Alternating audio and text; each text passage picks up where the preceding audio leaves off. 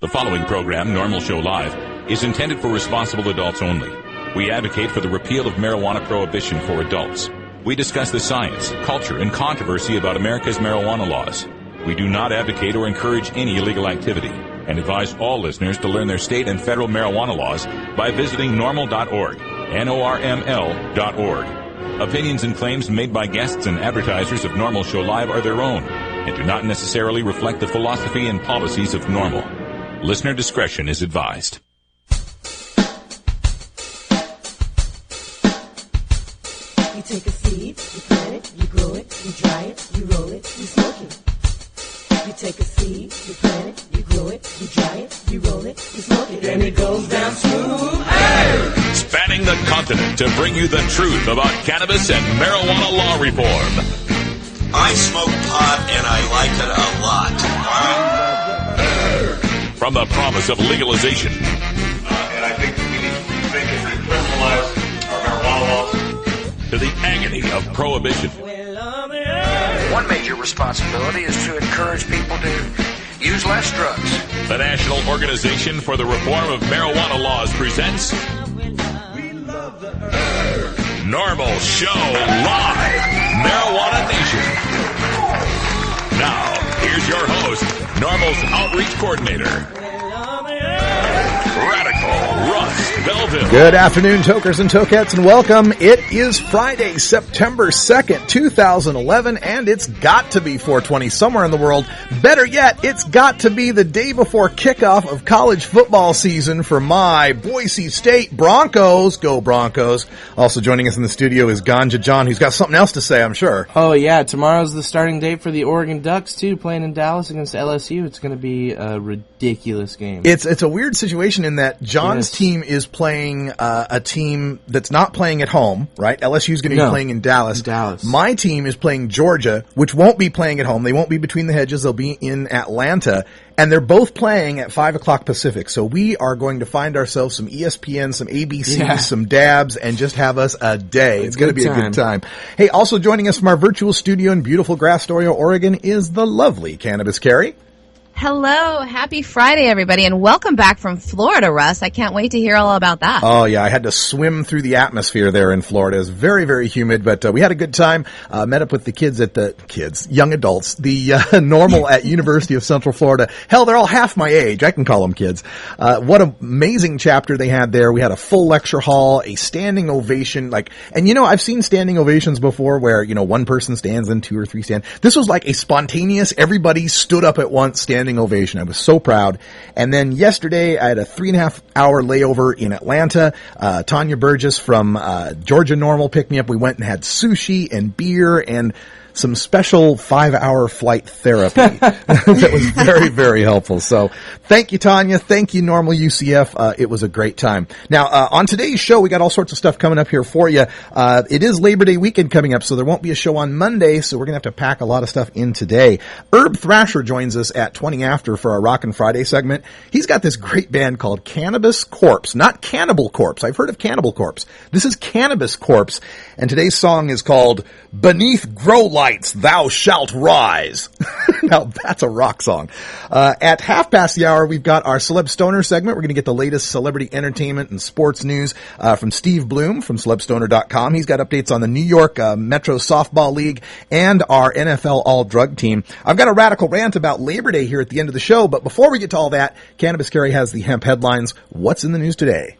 We are going to pack some news in. First, we're going to go to Oakland, where if you're in the area and you've got a California medical marijuana card, I'm going to tell you something that you should definitely check out this weekend. Also, some scientists have finally mapped the genome sequence of the cannabis plant. We'll tell you what the implications of that are. Some Montana probationers are asking for SB 423, at least parts of it, to not take their cards away. Colorado's still having a problem wading through their DUI-ID laws.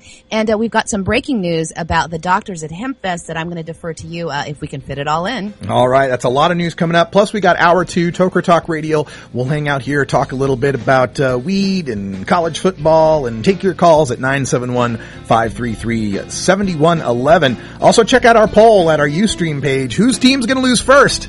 We're right back after this. This is Norml Show Live, the voice of the marijuana nation. Hey Tokers, this is Radical Russ encouraging you to check out the great music this summer. And one group you should definitely check out are big supporters of Norml and marijuana legalization, and that's Slightly Stupid. Get all the details online at seedlesssummertour.com. Slightly Stupid. Revolution. Swayze.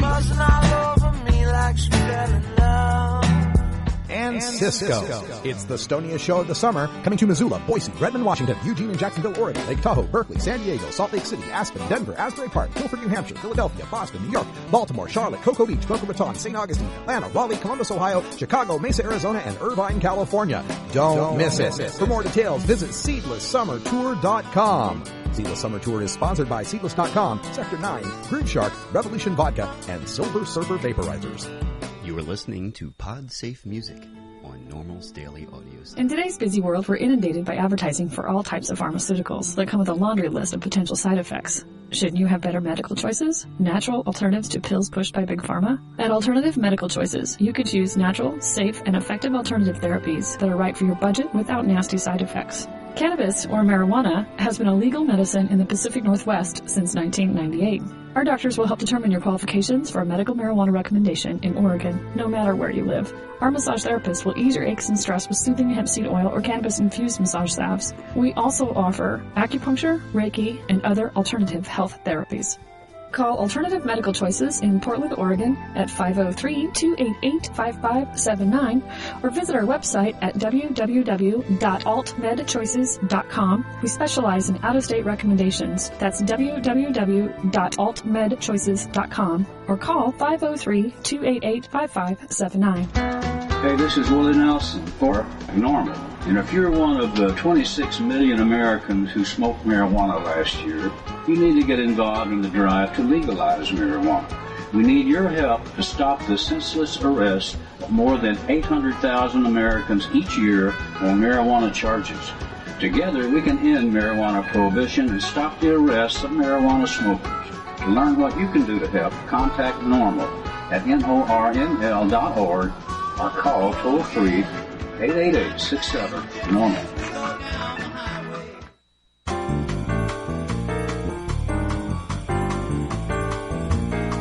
Medical marijuana, industrial hemp, consumer cannabis. It's time for this week's Norml News with Cannabis Carrie. A Montana woman who is on probation is asking a judge to consider letting her continue using medical marijuana, even though a new state law prohibits people on probation from having a state-issued medical marijuana card.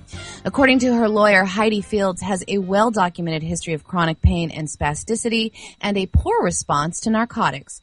She is on probation related to deceptive practices, a charge that she received all the way back in 2001.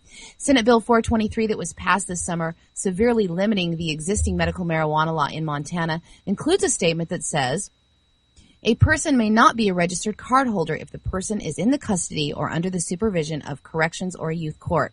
Currently, there are about 1,000 medical marijuana cardholders who would like a chance at keeping their card since the bill was passed. Now, this isn't the only probation medical marijuana case that her lawyer, Chris Lindsley, is working on. And he did acknowledge this morning that the direct language of SB 423 may be tough to overcome. But District Judge James Reynolds, in his June 30th ruling that granted part of the preliminary injunction that was sought by the Montana Cannabis Industry Association, at that time said that challengers by probationers to the ban should be made on a case-by-case basis, and he is hoping that the judge will allow that. He's also hoping that in Judge Reynolds' notes on considering the case, he said that marijuana is, quote, a lawful means of seeking one's health, and that under the Montana Constitution's guarantee of the rights of residents to, quote, seek their safe, health, and happiness in all lawful ways. Lindsay has an understanding that people on probation do not have the same rights as others, but insists that sick people who just happen to be on probation should not have to face a blanket ban. Now, in a statement on the matter, Ron Alsbury, who is the state probation and parole bureau chief, said that he believes that people who had cards before SB 423 should be allowed to keep them, but not renew them when they expire. Now, under that scenario, since the cards are only for 1 year at a time, all probationers should be without cards by July of next year. Ellsbury has said that medical marijuana use compromises their ability to supervise offenders. He gave an affidavit to the court to Judge Reynolds that stated, quote, offenders who use marijuana typically are polysubstance abusers who abuse alcohol and other illegal drugs or prescription medicines. Using a mind-altering substance such as marijuana typically leads to the use and abuse of other substances such as alcohol, methamphetamine, and prescription drugs. From my experience in the field of probation and parole, I know that substance abuse by offenders leads to probation violations and new felony offenses, including driving under the influence, assault, partner family member assault, and aggravated assault. He also says that medical marijuana use makes it difficult for probation officers to keep offenders from associating with other illegal drug distributors, and that offenders are more likely than people without criminal histories to turn their access to marijuana into a profit opportunity. Well, Russ, at least now you know his reasons. Okay, so is it medicine or is it not medicine? Because this guy keeps saying something about, well, if they use the medical marijuana, they're more likely to abuse alcohol, illegal drugs, and other prescription medicines. Does that not work for alcohol and prescription medicines? If they use alcohol, are they likely to abuse other drugs? If they use prescription medicines, they're, maybe people on probation shouldn't be allowed to have any drugs whatsoever, not even prescriptions. I mean, people abuse OxyContin, and that puts them in contact with a certain element. People get OxyContin pills, they get the prescription for them, and they will sometimes use them as a profit opportunity. The same excuses that he's giving to ban probationers here from using medical marijuana could be used for OxyContin, could be used for alcohol. What this has to do with is them not believing that marijuana is medicine. Here we have a woman who is a medical marijuana patient. She's jumped through all the hoops that Montana required her to jump through. She's proven that she's got chronic pain and spasticity that do not respond well to narcotics. She has no other choice. And so the state of Montana is going to turn to her and say, I'm sorry, since you're on probation, you have to live in pain. You have to live with your spasticity. That's the punishment. That's against our 8th Amendment rights, against cruel and unusual punishment. There is no way that our founding fathers would have stood for the idea that withholding medical treatment from someone is a valid way to punish them for a crime. And Carrie, I wanted to ask you a question on this. That charge you mentioned that got her on probation, did that have anything to do with marijuana? What was that charge? I believe it had something to do with a credit card, nothing to do with drugs at all. Right. So because she had, made some mistake in some other area of her life, not even, trying to fake a medical marijuana card or do any fraud or get caught selling or anything like that, you want to have this woman suffer? Shame on you, legislatures of Montana. Shame on you. This is ridiculous. I sure hope everyone gets involved with MontanaNormal.org and all the other groups in Montana that are working on a repeal of this bill, SB 423. It needs to go now. And in Oakland, California, they've always been at the forefront of the medical cannabis movement in the state since they passed Proposition 215 back in 1996. From the world-renowned Oaksterdam University to the city policies that have allowed medical cannabis to flourish. Well, this weekend they're having a cannabis street fair. But since it is Oakland, the Cannabis Street Fair will feature speakers, music, vendor booths, and something that is bound to be the most popular, an open-air lounge for medical patients only. The 215 area of the street fair will be located directly in front of City Hall, and those with a valid medical marijuana card from the state of California will be able to ingest, smoke, or vaporize cannabis. Now, this will be out in the open air and right in the shadow of the City Hall building. The event is billed as the International Cannabis and Hemp Expo, and it starts tomorrow at noon. Oakland has some of the longest-lived underground cannabis social clubs, some that have opened their doors back in 2004. And in 2009, Oakland voters passed a tax and regulate measure to tax cannabis businesses, the first of its kind at the time. Many in the movement would like to see Oakland be a tourist destination for cannabis enthusiasts. Already, Oaksterdam University, located in the heart of Oakland, has about 2,000 students a year, and more than half of those students come from out of state to seek a degree in cultivating, cooking, and marketing cannabis. This is actually the third year for the International Cannabis and Hemp Expo. The first 2 years it was held at the Cow Palace. But a state moratorium on drug use in state facilities meant that the event couldn't return. So now the Open Street Fair will be located for 2 days on the area bounded by Broadway, Clay Street, 14th and 16th Street that includes the Frank Ogawa Plaza. There will be a single point of entry, and those under 18 will not be allowed into the event. Tickets start at $20, and organizers are expecting about 20,000 people to come check out the event that begins again tomorrow at noon. All right. All sorts of great things going on there at the third annual, I call it INCHE. INTCHE, the INCHE. I was there at the first one at the Cal Palace. It was a great event, and it's only gotten better. Celeb stoner Steve Bloom is going to be down there moderating a panel discussion. I got a tweet from Henry Hemp. The Hemps are on their way with the first opportunity to see their little budlet. Yeah, little Zena's going to be there, so check that out. The International Cannabis and Hemp Expo in Oaksterdam this weekend. And a Colorado commission that has been tasked with reviewing the state's marijuana policies over the last few months is slated to deliver suggestions to the Drug Policy Task Force next Wednesday. But the group is still struggling with a conclusion over one of the main issues before them, and that is setting a legal THC impairment living for driving on Colorado roads.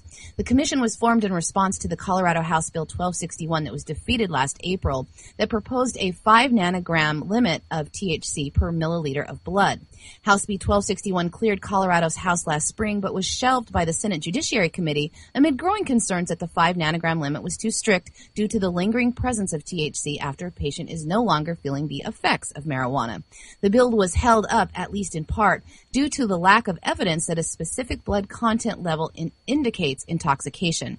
According to Colorado's Department of Transportation, 411 people were killed in crashes involving a driver that tested positive for drugs. Now, they don't break down which drugs for us, and that was between 2006 and 2010. That's about 16% of all traffic fatalities in the state.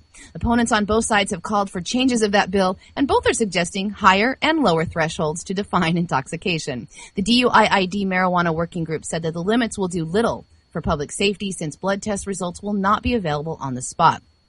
Now, they will most likely suggest an increase in the number of drug recognition experts, that's DREs, in the field. They are officers who are trained specifically to recognize impairment of drivers who are under the influence of drugs other than alcohol. Colorado has legalized medical marijuana for the last 11 years, and the push to create driver impairment models is at the urging of law enforcement in the state. All right. Well, a lot of times people will say, gee, what does Norml do? What has Norml ever done for me?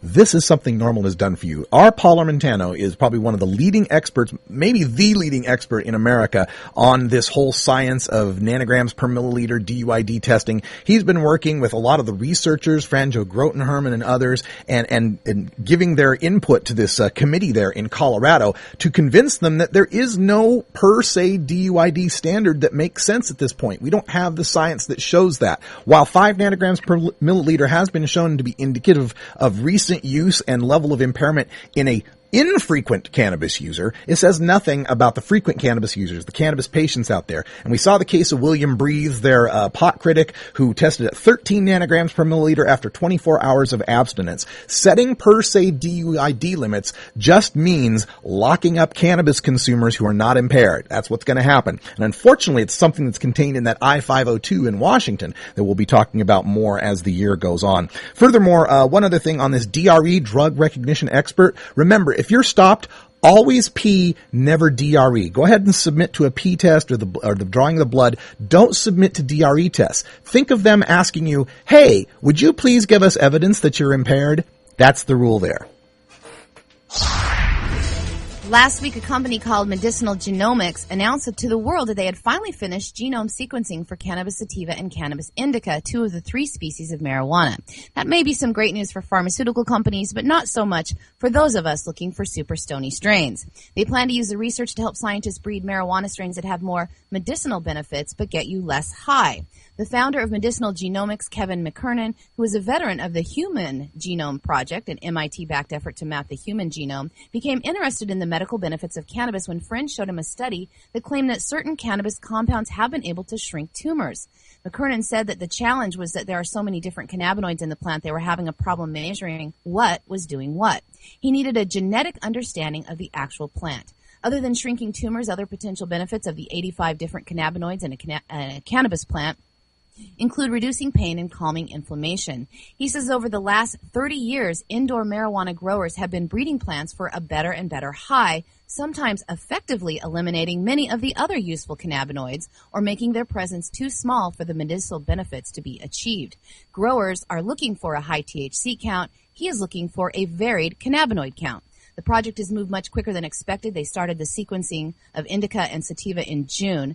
Medicinal Genomics has spent around $200,000 for the sequencing map. They plan to spend another $200,000 refining the results. Now, the next step for Medicinal Genomics is to look for strains that are high in therapeutic cannabinoids like CBD, a compound that has been shown promise to reduce inflammation, anxiety, and nausea.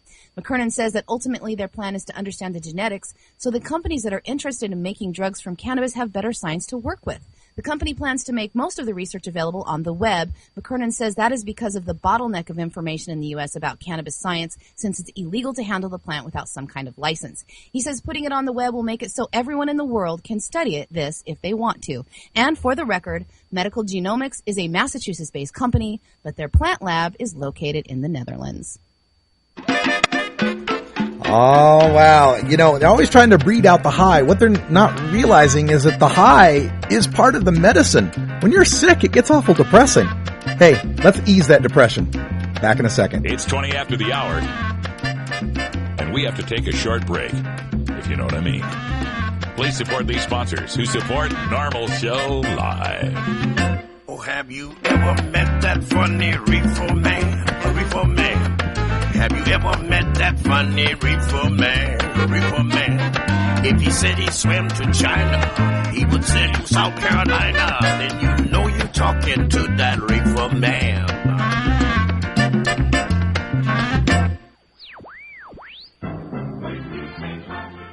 Marijuana and alcohol are the two most popular recreational drugs in America. Marijuana smoking is non-toxic, relatively safe, and has a low risk of dependence. Alcohol drinking is potentially fatal, dangerous to society, and is quite addictive.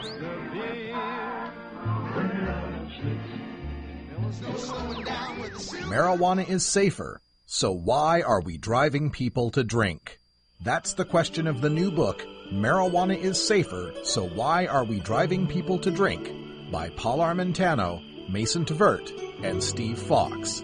Visit Amazon.com or ChelseaGreen.com today to order your copy of Marijuana is Safer, or visit MarijuanaIsSafer.com. Hey, what up? It's the Dirtball from the Cottonmouth Kings. You are now listening to the Norml Show Live. USVI Norml go broke down barrier. Herb is medicine to broke down barrier. Boost the economy and broke down barrier. It's helping other states broke down barrier. Cannabis for legalized to broke down barrier. Join and speak your voice broke down barrier. We gonna change the law broke down barrier. We got to educate broke down barrier.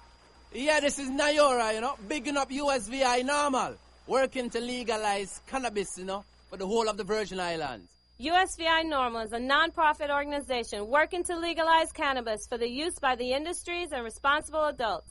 Do your part. Join USVI Norml. Register to vote. Pass the word. Voice your opinion. You can change the law. Contact us for more information at 340-244-9179. You can also visit our website at www.usvinorml.org. You know why we pirates love the Norml Show? Har har! 'Cause it's always smoking matey. Har har har har har!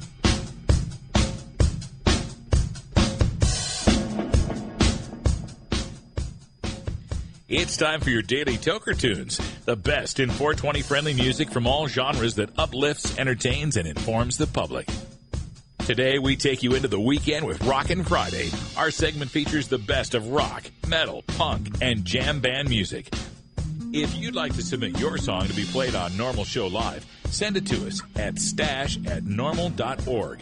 Now here's some more great independent marijuana music for today's Daily Toker Tune. Oh, boy, I can't wait for this one. We got Herb Thrasher here for Rockin' Friday. All sorts of cool stuff happening, so let's get right into it. Football season, man. Isn't that number one? That's the number one thing, I'm telling you. You're looking hot today, dude, in that blue and orange. Oh, thank you so much. Hey, I told you the story. I was in the Atlanta airport, and I'm wearing the blue and orange, and this guy comes and taps me on the shoulder, and I turn around, and this large guy, and he's wearing an Oklahoma University Sooners hat, and he says, I never thought you guys would win that game, which was a whole lot better than what I was expecting, which was, damn, you reek of weed. Hey, Oklahoma fans they know what's going on, and they're too scared to talk about weed in Oklahoma, man. I think they'll give you like a 100-year sentence, you know? Yeah, probably so. So, we've got, all sorts of great rock coming up here. Herb Thrasher's going to be starting a new rock show after the, festival season, and we're collecting interviews. We're going to have all sorts of great bands on them. Give them a little preview of what we're up to tonight. Well, we're going to go to, in about a couple months ago, we had a group on here, Valiant Thor. So hopefully you guys remember them and have been out there to see them. And they're in Portland tonight. And hopefully we have a planned interview with them and maybe get to film a couple songs, one or two live, and bring that back and show you guys. Anyway, that's the plan. We're going to go rock. That's the least that'll happen for us. So hopefully we'll have some good stuff. But Valiant, himself, he's such a cool dude, and I can't imagine this not coming through. So I saw also your interview with Tommy and Kevin from The Accused got spread out through blabbermouth.net and some of the other the metal outlets online, right?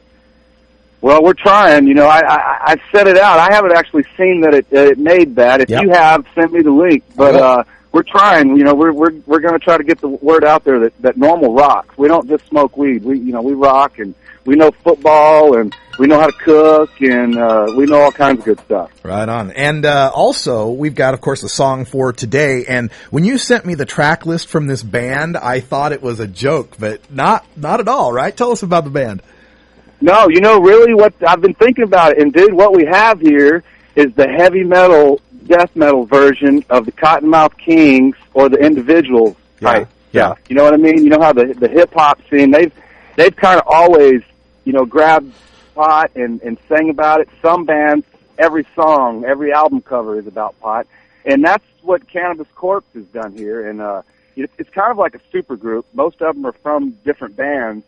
And I guess, they're backstage smoking weed and partying, and they decided, hey, let's get together and have a fun band. And so really this is a fun band, and it's just kind of supporting cannabis. And those two things, we're going to be all over that. Yeah, some of the track names on there, I can't even remember all of them. From the Dank Side and Slaves to the Cron. I love it. Well, I've got a couple listed in this little bio. In fact, this is a good lead-in for the bio, so we'll get started on this. Richmond, Virginia's death metal tyrants, Cannabis Corpse, released their stonerific sophomore album, Beneath Grow Lights Thou Shalt Rise, via Tank Crimes. The record is available on a variety of tasty formats, including a Wicked Pro Stoner Die Hard edition, and is available from orders through Tank Crimes web store.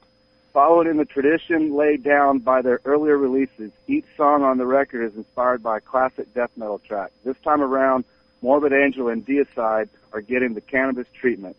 Tongue and cotton-mouth cheek titles like Lunatic of Pot's Creation and Immortal Pipes keep the party rolling, but don't be fooled. Cannabis Corpse are not a joke band.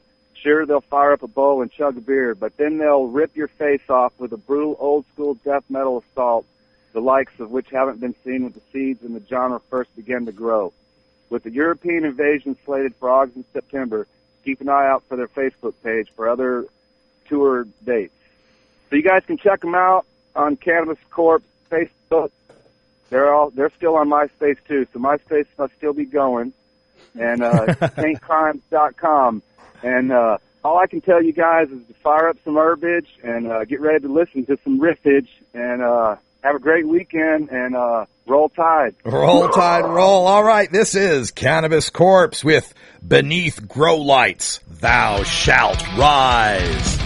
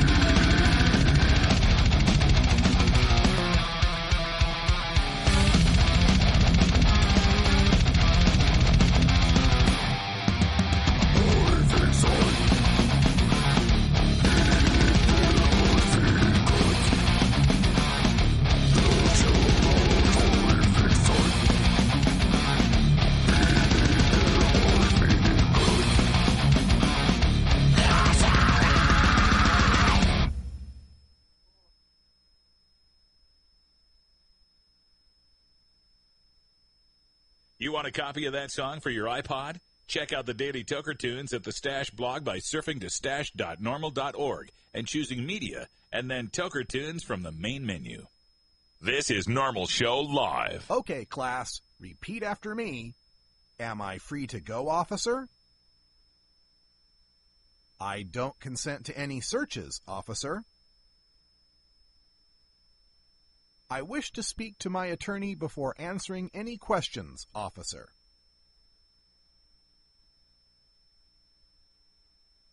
These 3 phrases may help your attorney keep your ass out of a jail cell someday. So memorize them and use them. I was there. Yeah, it was called the 80s. Ford was president, Nixon was in the White House, and FDR was running this country into the ground. Ever wonder how often to change your bong water? The most effective method for baking pot brownies? The best destinations for a ganja getaway? How to hide herb in your car? Whether to grow your own? How precisely to legalize it? Or how something as wonderful as marijuana ever got to be illegal in the first place? Finally, you can find all these answers and much more in the official High Times Pot Smoker's Handbook, featuring 420 things to do when you're stoned. Since 1974, High Times magazine has covered marijuana in all its aspects and wonders, from cultivation to legalization to the herb's enduring and exalted place in popular culture. Packed with inside information, the official High Times Pot Smoker's Handbook rolls all of this collected wisdom together into a single indispensable ganja guide, including an entertaining look at marijuana's history, profiles of herb-friendly travel destinations and festivals, favorite potluck recipes from the High Times staff, smoking skills, advocacy and activism, essential marijuana movies and songs, profiles of famous cannabis strains, comprehensive growing information, celebrity endorsements, and much more. This is truly, finally, the ultimate guide to green living.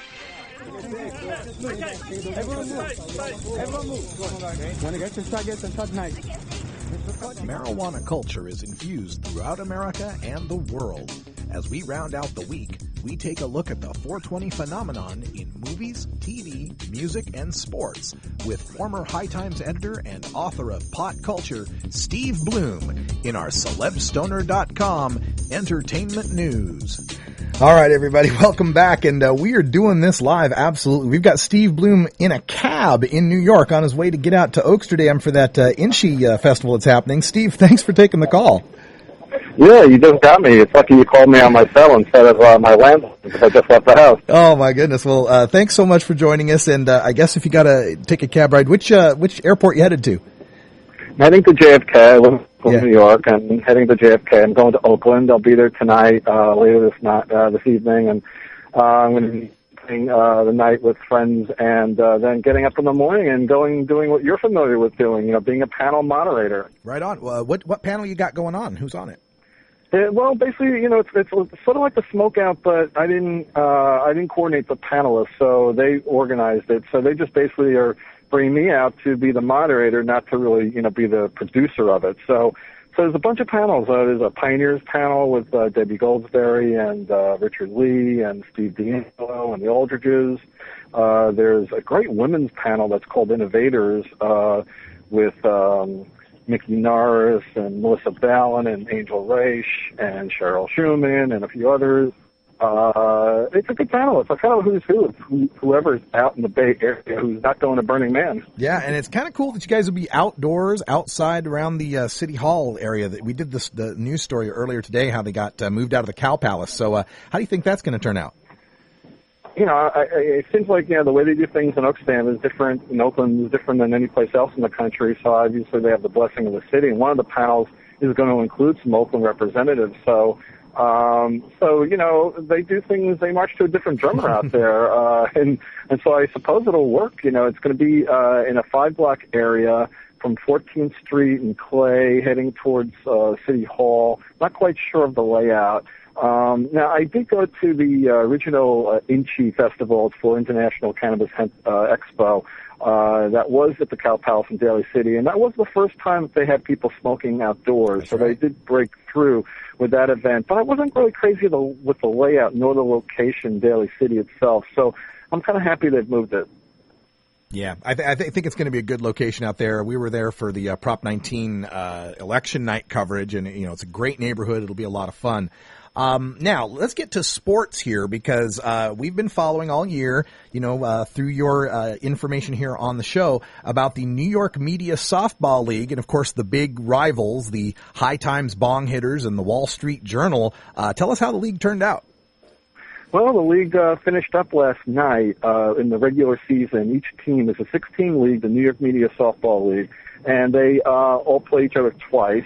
So the league is High Times, Wall Street Journal, WNYC, DC Comics, Newsweek, Daily Beast, and Forbes. So it's formidable teams and groups and companies. High Times is sort of a legendary reputation of really being tough to beat. So they actually ran their schedule this season, only losing one game, 9-1. Now, Wall Street Journal going to the game was one game behind High Times, shooting for first place, and this is the way it's proceeded the last couple of years. The Wall Street Journal has got the best of High Times last year, winning the championship game and winning the last two titles. So last night was an epic game. It was the second game.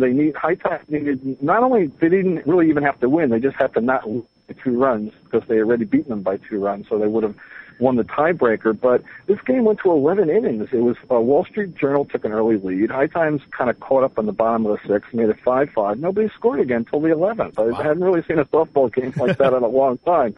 Pretty tense game, very, sportsmanlike. They've had other games before that were a little less like nobody was yelling and screaming at each other during this one. I think it's a little awed by the game that it went on so long. Yeah. Wow. So High Times won, and now we go into the playoffs. Now High Times is the 9-1 has the number 1 seeding in the league. They've won, the regular season schedule, but they still have to win the playoffs. The playoffs are September 10th. 4 teams are in the playoffs out of the 6, and it's going to be High Times against Newsweek, Daily Beast in the first round. That's the first team against the 4th. And Wall Street is second place. They'll play third place, DC Comics. And they're very close. DC Comics was 6-4. Wall Street ends the year 7-3. So High Times, Wall Street, and DC are all really capable of winning the title, but Newsweek, Daily Beast is a complete long shot. Okay, well, they were only 3-7 this season. They kind of snuck in. So we'll keep up on that as the playoffs go on, and go Bong Hitters. That's so great for us. They always portray marijuana consumers as being lazy and unachievers, and here we are beating the Wall Street Journal. I love it. They're a great squad, and both teams are, but they're a really unique group of players, that Bong Hitter team. Now, the other thing we've got going in sports here, you've had this long-running series of the NFL all drug bust team, and that kind of led me to an idea of, hey, let's see what would happen if all of these drug bust players or people that were involved with marijuana, if they were all a fantasy team, how would they do? So I've created the Viper Football League on the NFL Fantasy League, and one of our running backs, Lawrence Maroney, is in the news. Tell us what's happened with Lawrence. Well, Maroney arrested on marijuana and a gun charge back in January. He's a former star with the Patriots during some of the Patriots' great years, and was with the Broncos most recently. And it was a standard car stop. This is in St. Louis. He's from there. And they threw it out because they didn't have they never charged him with guns. They did charge him with possession of marijuana. They threw it out because the evidence was lacking, and so it's fairly typical. He's very proud of his attorney. He said basically, I just figured they didn't have the evidence, and that's it. What did you learn from it? Don't put yourself in a situation when you can sort of be charged with something that you didn't do. You know what I mean? Yeah. So maybe a little bit of the driving while black kind of situation here. But Maroney doesn't have a team. He's been punished, for this, crime that he didn't commit. He was not picked up. His contract wasn't picked up by the Broncos, and he's a free agent. So we need somebody to pick him up so he can be in our league. Yeah, we got to have him starting somewhere. We'll see what happens with that. Okay, the other thing that we always follow on celebstoner.com are the latest stoner movies, as we call them, and there's a new one with Paul Rudd out called Our Idiot Brother. You've seen it. Can you tell us thumbs up or thumbs down? It's a fun movie. Paul Rudd plays a hippie. He's a guy who's just a true believer in just being honest, and he's maybe not the smartest guy, not the sharpest tool in the shed. So he does some dumb things, including getting arrested when a cop in uniform, asks him for weed. And after him saying no, the cop cajoles him into thinking, oh, come on, I can really use it. And he gives it to him and says, you're under arrest. That's how the movie begins. So he spends 8 months in jail, and he comes back to New York, and he lives at a farm, and he goes back to his farm, and he finds his girlfriend, his hippie girlfriend, very crunchy, has dumped him for another crunchy dude. And not only that, they've taken his dog, this beautiful golden retriever who he names Willie Nelson. He's really attached to Willie Nelson. He wants his dog back, but they won't give it to him. So she's really rough, and he has to go. So now it sets him off on this adventure of, like, where am I going to stay? He goes to stay with his mom. This Shirley Knight goes to stay with his 3 sisters, who are all sort of unique in their own way. One's played by Elizabeth Banks. One's played by Zoe Deschanel, and another one's played by Emily Mortimer. And so, you sort of follow their stories. And I love Elizabeth Banks. She's really bitchy in this movie. It's really funny. She kind of really gets on him for being so dumb. But he keeps on getting everybody's way by saying things that he shouldn't say, but it's generally truthful.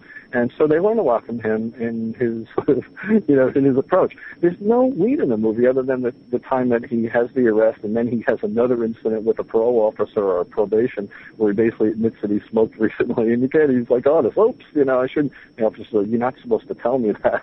So it's really a fun movie. Paul Rudd's great. It's a great cast.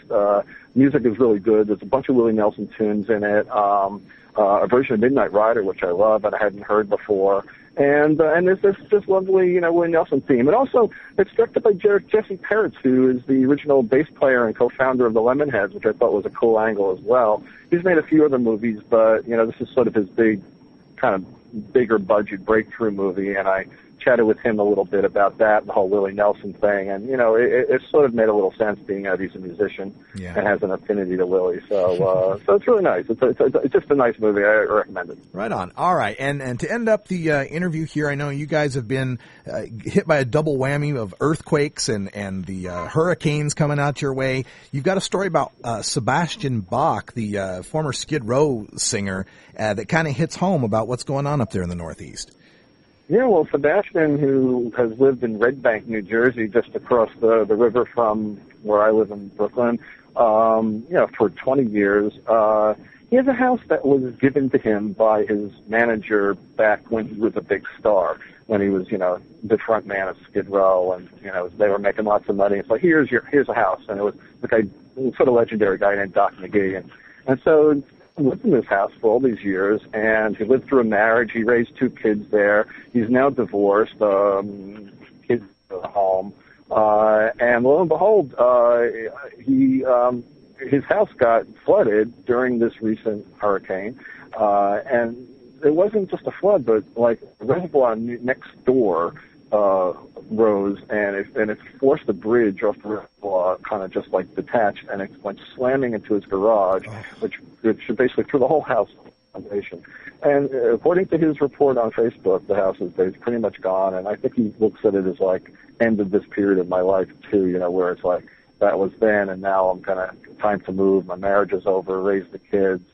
He basically said hello LA, like he's going to move to LA. Mm-hmm. But the connection for me to this story is not just this happened to to this guy, but he was somebody who I got to know when I worked at High Times back in the 90s, and he had been on the cover of High Times, and I was the person responsible for doing that. Got to know him really well, and he invited me out to the house once. I probably shouldn't say, but he wanted to show me something that he had going on in the basement. Sure. And recording studio. the basement that has since been flooded, by the way. But also just sort of a friendship thing. Hey, dude, you should come out and hang out and stay over for a night. I never done that with any other rock star. Honestly, I've spent a lot of time hanging out with people on their buses and not usually in their homes, but so he invited me over. I stayed over. He was married to his lovely wife at the time, Maria. He had 1 kid then, Paris. He's since had a 2nd kid, Rome. He's since divorced with Maria. Paris was a little kid when I went out. He must have been 10 or something then. So now he's 20, 25, whatever. And but I remember being there, so it kind of touched me a little bit that that I had been to that place that he had lost. And some people are real smirky about it on the website, sending in comments, you're rich, so what, big deal. But, hey, here's the person.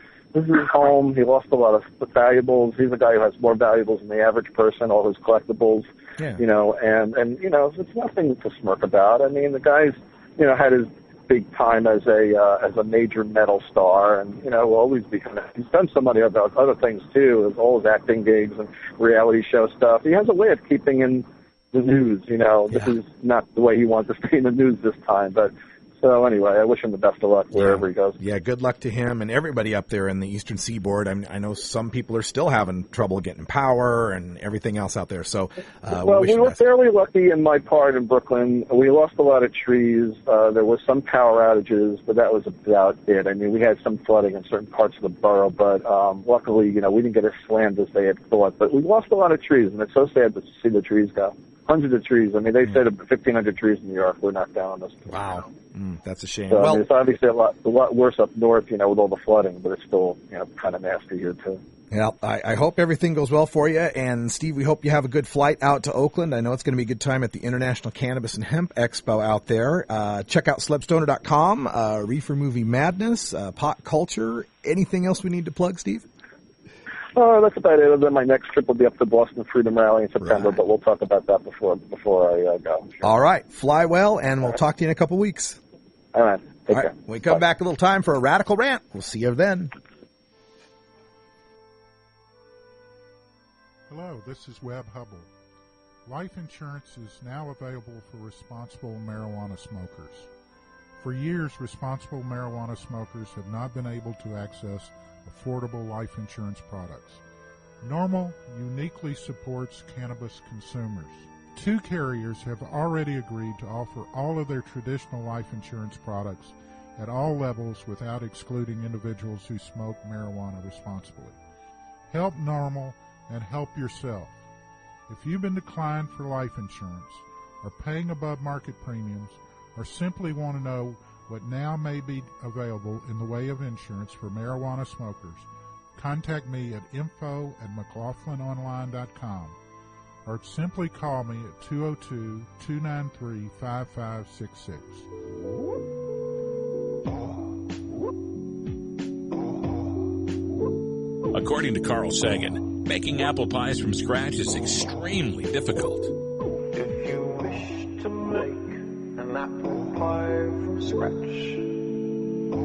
you must first invent the universe. You're listening to Norml Show Live, the voice of the marijuana nation. If you like what you hear and would like to donate to the cause, send your check or money order to Norml Show Live, 1600 K Street Northwest, Suite 501, Washington, D.C., 20006. Your donation is a tax-deductible gift to the Norml Foundation and will be used to help support this online media. Thank you. You want answers? I'm as mad as hell, and I'm not going to take this anymore. You want answers? You have offended my family. I think I'm entitled. You want answers? I want the truth. And you have offended the Shaolin Temple. You can't handle the truth. Surely you can't be serious. I am serious. And don't call me Shirley. Radical rant. Well, folks, this weekend is Labor Day weekend, and it's an opportunity for us to kind of herald the end of the summertime season, take that 3-day weekend, get one last chance out at a vacation. But I want everyone to take a moment to actually think about what Labor Day is, the day that we recognize labor in this country, the working man, working class people that make this country great. And one of the scourges on working class people these days is the use of these pre-employment and random drug testing that's primarily engaged in to snag marijuana consumers. When we look at the science about drug testing, we find that the metabolites that are tested for most commonly in workplace drug testing are the metabolites for marijuana. Other metabolites are tested for as well: cocaine, methamphetamines, heroines, opioids, and so forth. But those metabolites are excreted from our urine within days or hours of use, whereas the metabolites from cannabis last for weeks to days within of use. Basically, it is much easier to catch someone on a drug test who is a cannabis consumer than it is to catch someone who is using any other type of banned substance in the workplace. This leads to a situation where people are motivated to move away from the safest possible substance they could be using and to possibly use other substances or alcohol instead. And we don't have very many workplaces that are doing pre-employment testing for alcohol now, are we? This is nothing more than discrimination against cannabis consumers, and it's one of the primary reasons I'm talking to you here today. My history is that I worked in information technology, and throughout all of my career working in IT, I primarily worked as a contractor rather than a full-time employee. The only place I worked as a full-time employee was the state of Idaho's Department of Health and Welfare, and that's because government workers weren't subject to random drug testing. They weren't subject to this sort of discrimination. There's been numerous court cases that have protected that right for government workers. So I spent 3 years working for the state of Idaho at their help desk. I was a model employee. I was cited many times for, exemplary work. In fact, when a corporation came out of Boston, Massachusetts, they were called the Bentley Group, and they were a consulting firm, and their job was to install this new help desk data software, which was based in this new thing called SQL, which is, old hat now to people in IT, but back then, back in the day, it was brand new, a brand new language, a way to deal with databases. And when they came into the state of Idaho to work that help desk software into our existing legacy systems, I was in charge of that project along with the consultant that came out. I was helping the entire state of Idaho revamp their IT networks, their IT systems and databases. And at night, I would go home and smoke a bowl. And then the next day I'd come in and work again. And the consultant who came in was so impressed with my work that he hired me on the spot from the state of Idaho, took me out to Massachusetts to work for this company. And from that moment on, for the next 7 months, I was flying all over the country. I worked on Wall Street. I worked in the Silicon Valley. I worked in Chicago. I worked in all these big cities and these major corporations, lots of whom I can't even tell you who they are. But I worked in these major corporations, and I was the top consultant for the company, flying all over the country, working in all these different fields, having to figure out a completely new computer system every week and figure out how to shoehorn our database into that. And yet I was a cannabis consumer, a regular cannabis consumer. This led on to, after I got tired of flying around all the time, led to me coming back to my home state of Idaho and settling down as a software instructor, because as I tried to apply for the jobs that were at the big tech companies in Idaho at the time, Micron Technology, for example, they all had the pre-employment drug test, the random drug test. And I had always sworn I was never going to take one of those drug tests. I believe it's against our civil rights. It's against our American rights to admit to breaking the law. It's a Fifth Amendment thing for me. So I was never going to take a drug test. So this led to me working as a contractor quite a bit, because as a contractor, you didn't have to take these drug tests. You'd go on a temporary assignment, 3 months here, 4 months there, and so forth. But again, being a contractor, you don't get any health benefits. You don't get any retirement benefits. Your pay is well below that you would have in the similar job in a permanent position, right? So definitely an underemployed worker here, skilled labor. And also did some computer software teaching as well. No drug test involved there. But again, income half to a third what it should be. No benefits, no planning ahead for my retirement, no health insurance to speak of. I was on the don't get sick or injured plan. And finally, after I had moved to Oregon, and I was working with one of these companies for a while as a contractor, 2 years as a matter of fact, as a contractor. And again, exemplary employee, on time, never uses up all his sick time, et cetera, stays late, comes early, all that kind of stuff. Never takes a lunch away from his desk kind of guy. After 2 years of working for this company, they finally said, we would like to hire you on as a full-time employee. And this, of course, meant a drug test. Now, by this point, I'm married, and my wife wants to have a house, and we need to get some security and some future. And they're dangling a 6-figure income at me, and expense accounts, and company cars, and, the whole madman lifestyle, right? And I finally succumbed. I said, okay, I'll take this drug test. I'll pass this one drug test, and I'll show them. I'll go to work for them, and then I'll smoke pot after I get the job, and everything will be cool. So went through the whole liquid, drinking a lot of water and exercising, trying to flush the system, when I was informed about halfway through that process that no, it's not a urine test, it's a hair test. It's a hair test to figure out if we're going to hire Russ as a permanent employee. Now, at the time, Like now, I was shaving my head. And so I didn't have any hair on the top of my head. I was a little worried about, how are you going to come about this hair test here for me? And they said, they'll find a way. And I had to go to these buildings that were ironically named after the founding fathers to take the hair test, which was taking off my shirt and having a complete stranger pull out a single-bladed 39-cent Bic disposable razor, shave off my chest hair and armpit hair and put it in a little bag. And it was at that point I went, really? This is what it takes to get a job in America? Really? To have some stranger shaving the hair off my body? And that's when I walked out. I called the company, said, we're not going to do this. They called back and said, doesn't matter because you failed anyway. And that's what led to this. That door closed and this door opened. I got involved in talk radio. I won a talk radio contest. I met up Chris Goldstein. He transferred the job over to me. And now I'm here working as the voice of the marijuana nation, where the drug tests are multiple choice. So that's my little Labor Day story for you. And I guess the thing to take out of this is, I'm not condemning people that take drug tests. I understand. I had to. I got to that point where, my life requires me to lie, requires me to lie and be untrue to who I am. And so I don't disparage anyone that has to do that has to make that choice.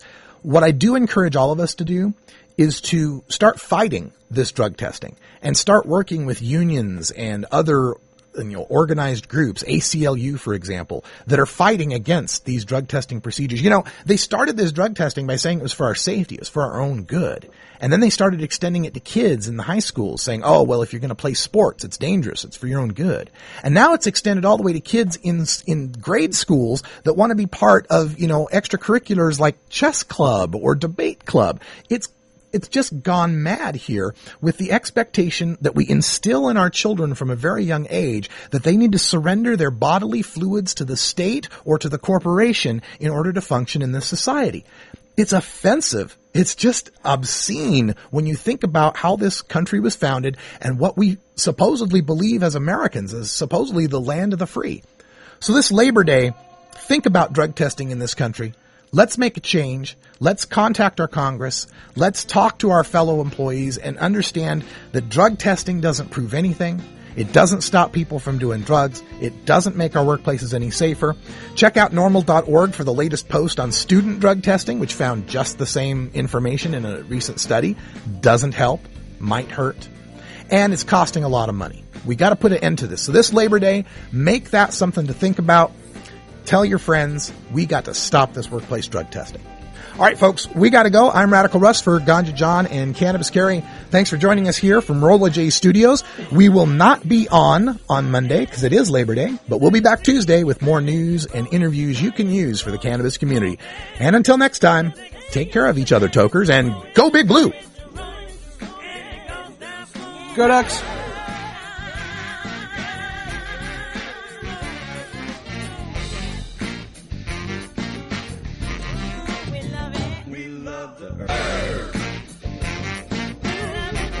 This is Norml Show Live, the voice of the marijuana nation. Take it out one more time.